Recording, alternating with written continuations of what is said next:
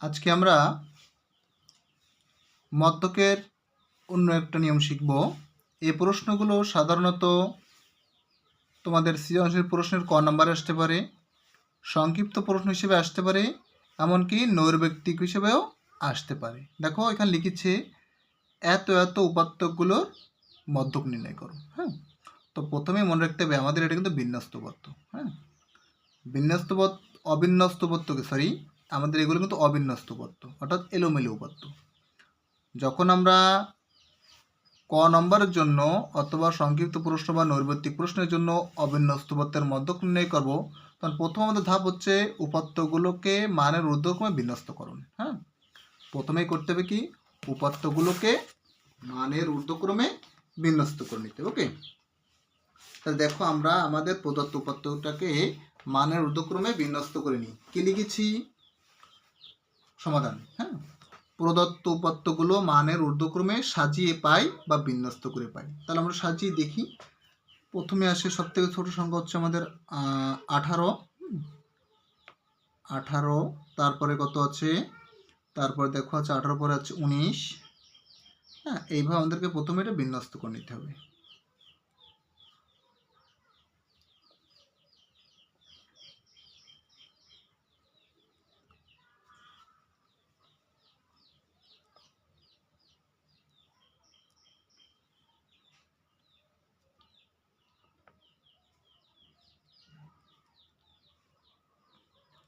ওকে, কয়টা হলো? এখানে আছে কয়টা? 1 2 3 4 5 6 7 8 9 10। এখানে 10টা আছে। এবার দেখবো আমাদের 10টা হলো কিনা। 1 2 3 4 5 6 7 8 9 10 হয়ে গেল। এরপরে ধাপে কি আছে? জোড় অথবা বিজোড় নিয়মে সূত্রের প্রয়োগ। হ্যাঁ, তাহলে আমাদের এই মোট উপাত্তের সংখ্যা ছিল 10টি। তাহলে এখানে মোট উপাত্তের সংখ্যা n সমান কত?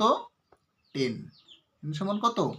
এখানে লিখবো আমরা, এখানে মোট উপাত্তের সঙ্গে n সমান 10, যা অবশ্যই 10 জোড় সংখ্যা। এখানে লিখবো যা জোড় সংখ্যা। হ্যাঁ, 10 হচ্ছে জোড় সংখ্যা। মদ্যকের সূত্র হচ্ছে দুইটা, একটা জোড় সংখ্যার সূত্র, একটা বিজোড় সংখ্যার সূত্র। তো আমাদের এটা যেহেতু জোড় সংখ্যা, অর্থাৎ মদ্যক সমান কত আসে? n/2 তম পদ যোগ n/2 যোগ 1 তম পদ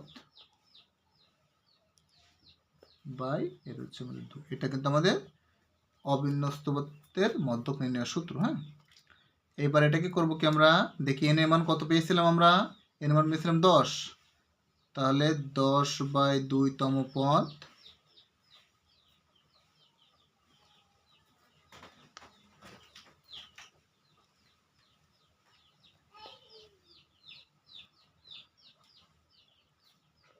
তাহলে 2 দিয়ে যখন 10কে ভাগ করবো তখন 5তম পদ,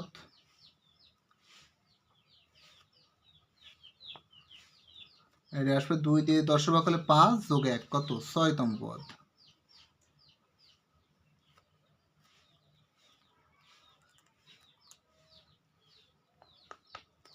বাই কত? 2।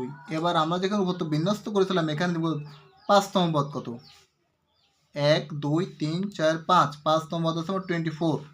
5তম পদ হচ্ছে আমার 24, আর আছে কত? 6তম পদ। 6তম পদ হচ্ছে 1 2 3 4 5 6, 6তম পদ হচ্ছে 26।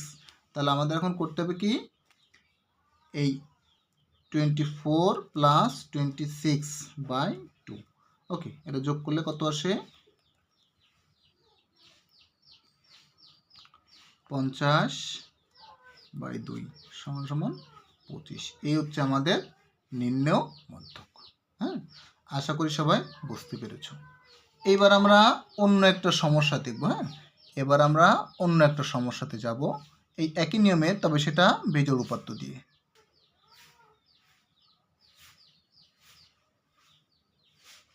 দেখো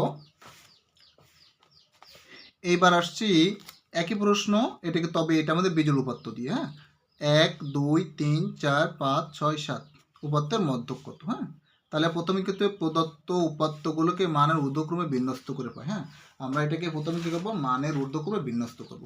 তাহলে আমাদের সবচেয়ে ছোট সংখ্যা আছে কত? 2। ঊর্ধ্বক্রম বলতে ছোট থেকে বড়, তাহলে প্রথমে 2, পর আরও একটা 2 আছে দেখো, তারপরে আছে 3,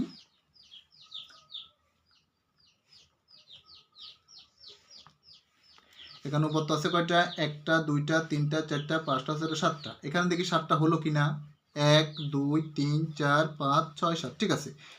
এবার কি করতে হবে, মানের ঊর্ধ্বক্রমে আমার বিন্যস্তকরণ হয়ে গেল। এইবার দেখতে হবে এটা জোড় নাকি বিজোড় নিয়ে পড়ে। যেহেতু এখানে 7টা সংখ্যা ছিল, তাহলে আমাদের n এর মান কত হবে, 7।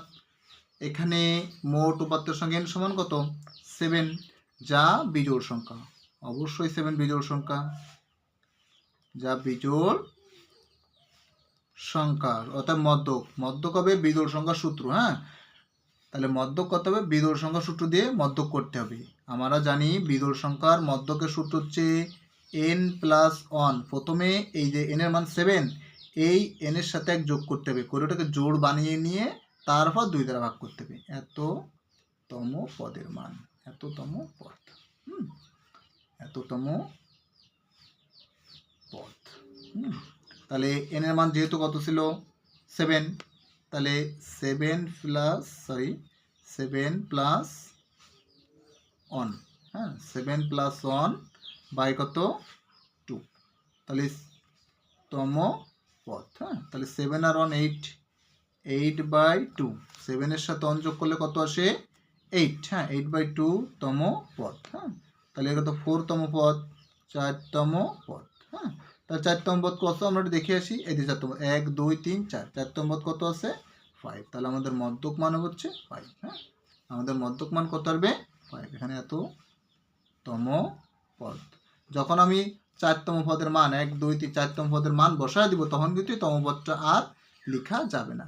যখন আমরা এই দেখো এগুলো সব তম পদ, তম পদ তম পদ তম পদ, কিন্তু যখনই 4তম পদ, এই যে 4তম পদের মান কত, 1 2 3 4, 4তম পদের মান হচ্ছে 5। যখন আমরা এই 5 বসায় দেবো, তখন আমরা 5 লিখবো, তখন কিন্তু তম পদ কথাটা লেখা যাবে না। তাহলে আমাদের এই মধ্যকের উত্তর হচ্ছে 5। হ্যাঁ, আশা করি সবাই বুঝতে পেরেছো। ধন্যবাদ সবাইকে।